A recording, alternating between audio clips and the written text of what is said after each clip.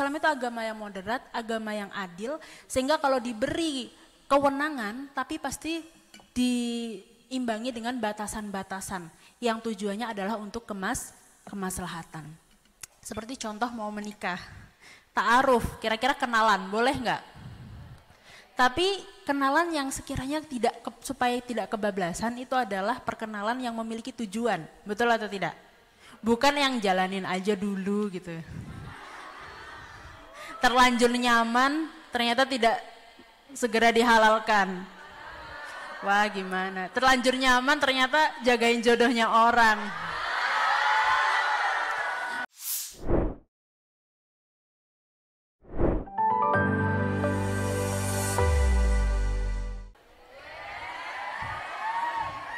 Kalau perempuan itu memang yang paling menarik membahas tentang perempuan, betul atau tidak?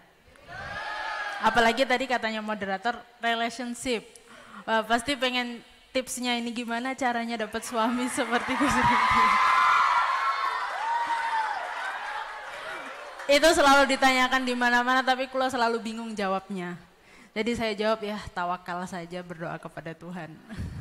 Tapi begini, malam ini akan saya buka rahasianya. Tolong digunakan dengan baik dan benar ya, jangan digunakan untuk modus yang tidak-tidak. Oke.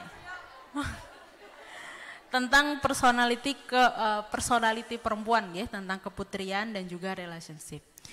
Oke, kita ketika berbicara tentang perempuan, kita harus kembali kepada masa bagaimana dulu Islam itu merepresentasikan perempuan. Pada masa Nabi Muhammad SAW, Ummul Mukmin kita itu ditempatkan secara strategis dalam sosial, budaya maupun peran. Ummul Mukmin kita semuanya signifikan. Seperti contoh siapa? Sayyidah Khadijah, Sayyidah Aisyah, Sayyidah Fatimah. Itu para Ummul Mukmin. Belum lagi ketika para sahabiah, ada Sayyidah Asma. Beliau juga, Sayyidah Asma ini seperti Sayyidah Khadijah. Beliau ini saudagar yang kaya. Beliau juga meriwayatkan hadis seperti Sayyidah Aisyah. Kemudian ada Sayyidah Ummu Imarah radhiyallahu anha. Teman-teman pasti asing ya. Taunya pasti Blackpink. Kalau Lisa, Jennie, kira-kira udah langsung nyaut nggih? Tapi kalau Sayyidah Ummu Imarah, itu siapa ya? Pasti begitu. Teman-teman harus banyak membaca tokoh-tokoh Islam perempuan nggih terutama. Di situ sangat membangun sekali kita sebagai seorang perempuan supaya memiliki signifikansi hidup. Dan perempuan ini tidak permisif, perempuan ini kadang itu kan merasa tidak berhak untuk menentukan pilihannya sendiri, betul atau tidak? Tapi ketika kita tahu bahwa dalam Islam itu perempuan-perempuan sudah signifikan, sudah strategis. Perempuan ada yang ahli strategi dagang, ada yang meriwayatkan 5.000 hadis yang semuanya mutabaroh, ada yang terlibat dalam situasi politik, ada yang ikut perang, ada yang ikut merumpuhkan perjanjian Hudaibiyah. Perempuan signifikan pada awal mulanya, tapi kita kehilangan identitas itu karena kita tidak membahasnya, kita tidak mengkajinya, kita tidak membacanya. Maka penting bagi perempuan untuk melihat kembali sejarah keperempuanan supaya kita ketika memiliki langkah ke depan, langkahnya signifikan dan punya yang namanya keteguhan hati. Keteguhan hati untuk menentukan prinsip ataupun langkah hidup yang ingin kita ambil. Karena dari awal perempuan sudah signifikan. Ketika ditanya perempuan boleh nggak jadi pemimpin, perempuan boleh nggak berpendidikan tinggi, kita lihat bagaimana Ummul Mukmin kita direpresentasikan dalam Islam. Beliau-beliau adalah perempuan-perempuan yang memiliki peran untuk peradaban bangsa Arab pada saat itu dan perkembangan agama Islam. Dan juga yang paling mendukung dakwah Nabi yaitu adalah perempuan, terutama adalah Sayyidah Khadijah. Jadi penting teman-teman harus baca itu dulu supaya nanti punya yang namanya keberhargaan diri yang baik sebagai perempuan. Wah, perempuan itu berhak loh mengisi setiap lini kehidupan dari sosial, budaya atau apapun, karena dari awal perempuan sudah diletakkan secara strategis, digambarkan secara signifikan. Perempuan itu kalau misalnya ada budaya memarginalkan perempuan, berarti itu bukan dari Islam. Kalau dikatakan feminisme itu dari barat, feminisme sekuler itu dari barat, berarti kita kehilangan identitas kita. Dulu Ummul Mukmin kita signifikan semua perannya di dalam Islam. Tapi meskipun Ummul Mukmin kita ini perannya signifikan, beliau-beliau memiliki yang namanya batas-batas. batas-batas untuk melindungi diri yang sesuai dengan prinsip Islam, yaitu prinsip bersikap moderat. Seperti halnya di dalam Al-Quran, wa kadzalika ja'alnakum ummatan wasaton litakunu syuhada'a 'alan nasi wa yakuna rasulu 'alaikum syahida. Bahwa kita ini dijadikan umatan wasaton, umatan yang wasatiyah. Wasatiyah ini maksudnya apa? Moderat itu apa?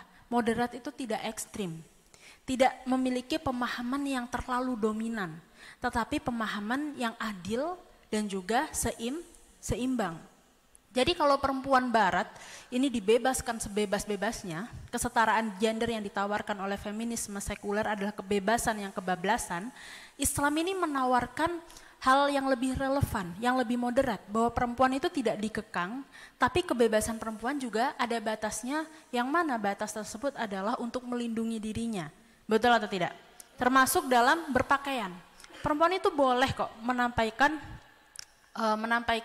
perhiasannya, ilama dhuharu minha, menampilkan perhiasannya, tetapi dengan apa? Dengan syarat dia harus mampu menjaga keindahannya, menampakkan apa yang memang tampak saja, yang lain yang indah-indah itu disembunyikan untuk menjaga dirinya, yaitu dengan menutup aurat.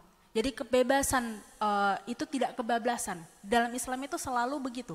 Islam itu agama yang moderat, agama yang adil, sehingga kalau diberi kewenangan, tapi pasti diimbangi dengan batasan-batasan yang tujuannya adalah untuk kemaslahatan. Seperti contoh mau menikah, ta'aruf, kira-kira kenalan, boleh nggak? Tapi kenalan yang sekiranya supaya tidak kebablasan itu adalah perkenalan yang memiliki tujuan, betul atau tidak? Bukan yang jalanin aja dulu gitu. Terlanjur nyaman, ternyata tidak segera dihalalkan. Wah gimana? Terlanjur nyaman, ternyata jagain jodohnya orang. Itu adalah perkenalan tanpa tujuan. Lah, tapi dalam Islam ta'aruf tuh boleh tidak? Mengenal itu boleh tidak? Boleh, tapi tujuan kamu apa? Tujuan kamu kemana?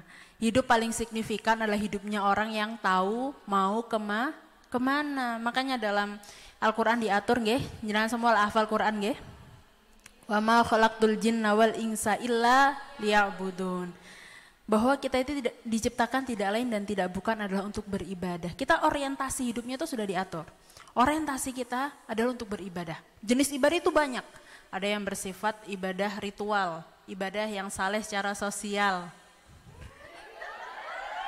Semoga dapat yang begini juga ya. Bahkan tabassamuka fi wajhi ahika laka sodaqoh. Tersenyum di depan wajah saudaramu, membahagiakan orang lain itu juga sedekah. Kemudian idkhalus surur afdalul a'mal. Ini kan bentuk-bentuk ibadah itu bermacam-macam. Tapi orientasi umat Islam itu sudah diatur. Supaya apa? Supaya hidup punya tujuan. Hidup aja yang keren itu harus punya tujuan. Masa hubungan nggak punya tujuan? Berarti nggak keren. Saya aja waktu Mas Rifkil mendatangi saya itu beliau udah mengantongi tujuan. Ingin menghalalkan. Kalau datang doang tanpa tujuan ya mohon maaf cari aja yang lain gitu.